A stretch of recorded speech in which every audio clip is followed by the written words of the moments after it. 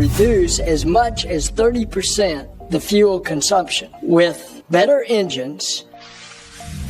18 जनवरी 2023 NASA administrator bill Nelson ने ये घोषणा कर दी कि नासा 2028 तक एक ऐसा रेवोल्यूशनरी एयरप्लेन को डिजाइन करेगा जो एक सिंपल से जुगाड़ से पूरे एयर ट्रैवल की कीमत करीब 30 गुना कम कर देगा। उनका ये कहना है कि ये एयरप्लेन इतना फ्यूल एफिशिएंट होगा कि हर फ्लाइट के पीछे अमेरिकन एयरलाइन इंडस्ट्री एटलीस्ट $45,000 का फ्यूल बचाए। और ये सब आखिर क्यों? तो सिर्फ इसीलिए क्योंकि यूएस गवर्नमेंट एयरलाइन इंडस्ट्री में अपनी मोनोपोली वापस कायम करना चाहती है और इस मिशन में वो जानती है उसकी मदद सिर्फ और सिर्फ नासा ही कर सकती है। दरअसल फ्रेंड्स 1970s की बात है। इस पूरे एयरलाइन इंडस्ट्री पर सिर्फ यूएस कंपनी बोइंग का ही राज हुआ करता, जिसने इंसानों के साथ साथ यूएस की इकोनॉमी को भी अलग ही ऊंचाइयों पर पहुंचा दिया। पर जैसे ये बात यूरोपियन कंट्रीज को पता चली, उन्होंने यूएस की इस मोनोपोली को चैलेंज करने के लिए अपना एक यूनियन बनाना शुरू कर दिया। इस यूनियन में फ्रांस, स्पेन, जर्मनी और ब्रिटेन थे, ये 4 यूरोपियन कंट्रीज जिन्होंने मिलकर अपने तरफ से भी एक कुशल दावेदार को मार्केट में उतारा। इस दावेदार का नाम था एयरबस। यानी कि अब एक तरफ बोइंग था जिसे अकेले यूएस गवर्नमेंट सपोर्ट कर रही थी, तो वहीं पर दूसरी तरफ एयरबस था जिसे एक साथ 4 देश चला रहे थे। अब इसे हुआ ये, एयरबस ने इंडस्ट्री में कदम रखते ही सिर्फ 10 सालों के अंदर दुनिया के नंबर 1 एयरलाइन कंपनी बोइंग से उसके सर का ताज छीन लिया और यूएस को वहां पर हिट किया, जहां पर सबको पता है उसे सबसे ज्यादा दर्द होता है उसके ईगो पर। फिर क्या था, यूएस ने वही किया जो वो अपने ओपोनेंट्स के साथ करता है, गिविंग बैक अ डिस्प्रपोर्शनेट या सिंपली जरूरत से बड़ा रिस्पॉन्स। मिसाल के तौर पर सबको पता है उसने अर्ली 90s में पूरे यूएसएसआर को टुकड़ों में बांट दिया था, लेकिन फिर भी उसने रशिया का पीछा नहीं छोड़ा। उसने रशियन नेबरिंग कंट्रीज के साथ मिलकर एक नया ऑर्गेनाइजेशन ही खड़ा कर दिया by the name of NATO. यानी कि इससे आप काइंड ऑफ समझ सकते हो हिस्टोरिकली यूएस का माइंडसेट क्या रहा है और वो किसी भी सिचुएशन पर कैसे रिएक्ट करता है। तो जैसे यूएस को ये पता चला कि अब यूरोप एयरलाइन इंडस्ट्री में नंबर 1 बन चुका है, उसने उन यूरोपियन गवर्नमेंट्स पर एयरबस को अनफेयर सपोर्ट देने का इल्जाम लगा दिया।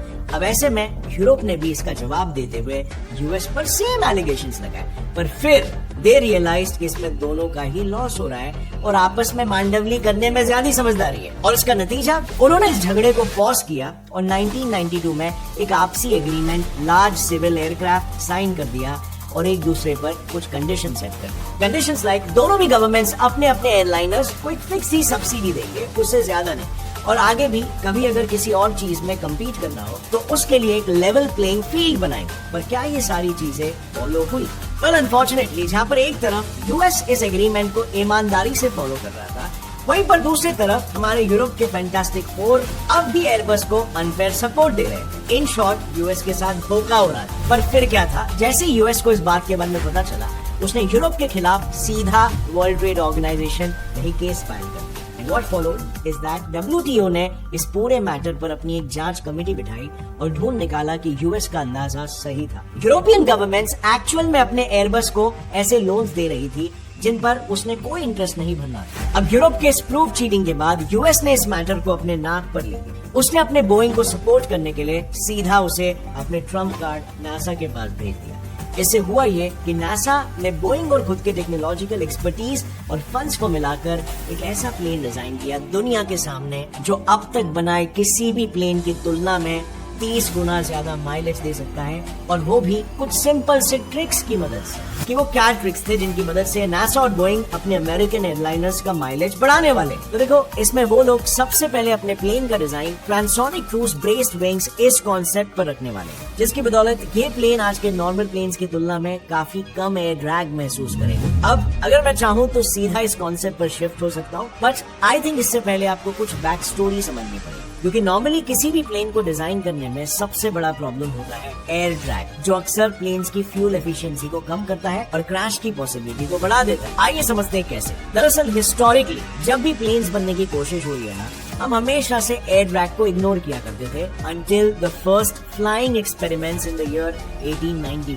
उन दिनों जब इन एक्सपेरिमेंट्स की शुरुआत हुई थी, तब एविएटर्स को पहली बार ये पता चला कि उड़ान भरते वक्त एक प्रॉब्लम आती है, and that is air drag. काफी समय तक कोई नहीं समझ पा रहा था कि इसे कम कैसे किया जाए, पर तभी इसका एक सोल्यूशन आया from the German aviator Otto Lilienthal, जिन्हें आज सभी द फ्लाइंग मैन के नाम से जानते हैं। ये वो शख्स थे जिनके दिमाग की बदौलत, ये वो शख्स शख्स थे जिनके कंट्रीब्यूशन की वजह से आज आप उड़ पा रहे हो, क्योंकि इन्होंने सिर्फ विंग का ही कॉन्सेप्ट नहीं दिया बल्कि इसके साथ साथ हमें एक ऐसी चीज भी दी जो अपनी एफिशिएंसी के दम पर आज भी मॉडर्न एरोडायनामिक्स में इस्तेमाल होती है। मैं बात कर रहा हूँ ड्रैग पोलर कर्व की, जो आज तक हर एक एयरप्लेन मैन्युफैक्चरिंग कंपनीज इस्तेमाल करती है। दरअसल ऑटो लिलियनथाल ने अलग अलग विंग्स बनाकर उस पर एक्सपेरिमेंट्स किए। इन एक्सपेरिमेंट्स में उन्होंने ये नोटिस किया कि विंग्स के लिफ्ट पर ड्रैग का कुछ तो असर हो रहा है, और इसीलिए उन्होंने इस ड्रैग को डिटेल में स्टडी किया और उससे ये कॉम्प्लिकेटेड ड्रैग वर्सेस लिफ्ट का ग्राफ प्लॉट करके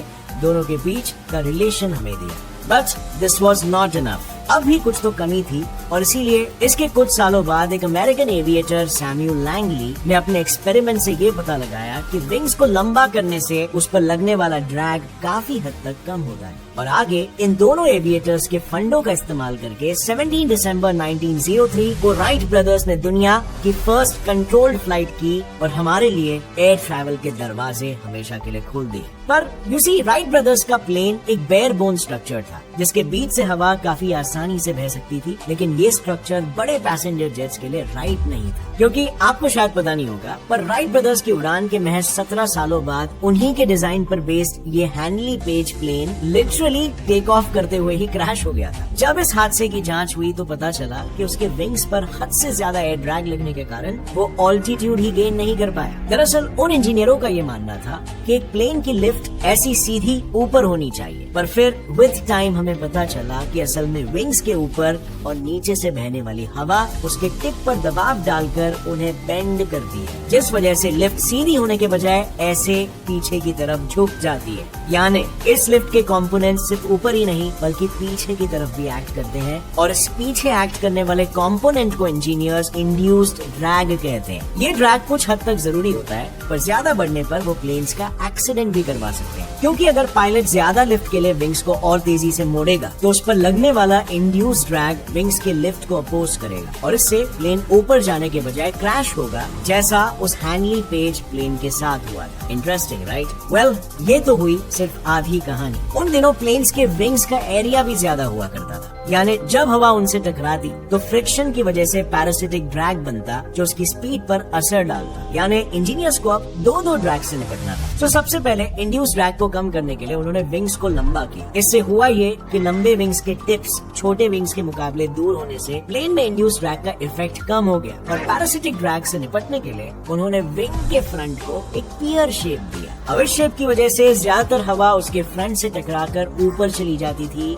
यानी हवा का विंग्स के साथ कम से कम कांटेक्ट होता था, जिस वजह से फ्रिक्शन और इन टर्न पैरासिटिक ड्रैग कम हो गया। सिंपली स्पीकिंग फ्रेंड्स, जितने लंबे और पतले विंग्स उतना कम ड्रैग, और इसी के बेसिस पर जो आज विंग्स का length to width ratio set है उसे हम एस्पेक्ट रेशियो कहते हैं। इस एस्पेक्ट रेशियो का फंडा बस इतना है कि किसी भी एयरलाइनर कंपनी को अपने प्लेन्स का लेंथ टू विड्थ रेशियो इसके अंदर रखना होगा for optimum efficiency, because you see, जितना कम ड्रैग उतना ज्यादा वो प्लेन फ्यूल एफिशिएंट होगा और कमर्शियल एयरलाइनर्स उतना प्रॉफिट कमा सकते हैं। सो रेकमेंडेड एस्पेक्ट रेशियो के हिसाब से विंग्स के लेंथ टू विड्थ का रेशियो 9 से ज्यादा नहीं होना चाहिए। पर गेस व्हाट, नासा ने एक ऐसा डिजाइन बनाया है जिसका एस्पेक्ट रेशियो 1.5 गुना ज्यादा है। देखो, ये है नासा और बोइंग के प्लेन का डिजाइन जो ट्रांसोनिक क्रूज ब्रेस्ड विंग पर आधारित है। सो इस डिजाइन की खासियत ये है ना कि उसके विंग्स लंबे और पतले होने के साथ साथ हल्के भी है। नासा ने इसमें कार्बन फाइबर मटेरियल का इस्तेमाल किया है जो लाइट वेट होकर भी एकदम स्ट्रॉन्ग मटेरियल है। प्लस उन्होंने विंग्स के टिप्स पर विंगलेट्स भी ऐड किए हैं, और ये विंगलेट्स जिस एंगल पर कर्व्ड है उसे टो एंगल कहते हैं।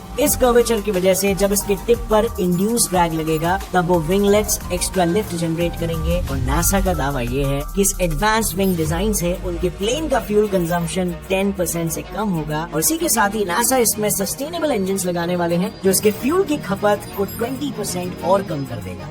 यानी कुल मिलाकर ये प्लेन एक आम प्लेन के मुकाबले 30% तक कम फ्यूल यूज करेगा और इकोनॉमिकली हर किलोलीटर फ्यूल पर करीब $300 बचाएगा। इसका मतलब फ्रेंड्स समझ रहे हो, बोइंग हर 10 घंटे की फ्लाइट जो यूजुअली 150 किलोलीटर फ्यूल जलाती है उस पर एयरबस के मुकाबले करीब $45,000 बचाएगा। यानी सिंपली कहूँ तो एयरबस को यहाँ पर चेकमेट कर दिया गया है।